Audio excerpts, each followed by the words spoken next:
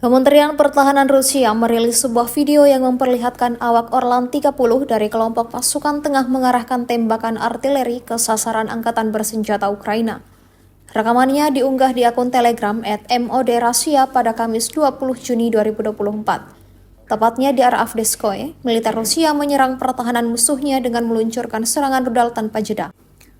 Stabilitas tinggi dan pengendalian yang baik dari kompleks Orlan 30 memungkinkan pengguna UF dalam kondisi cuaca sulit, dan keberadaan peralatan untuk menyesuaikan proyektil presisi tinggi memungkinkan drone digunakan secara efektif untuk menyelesaikan misi tempur untuk menghancurkan musuh. Angkatan bersenjata Rusia mengklaim serangannya ini menewaskan semua yang ada di titik pertahanan Ukraina.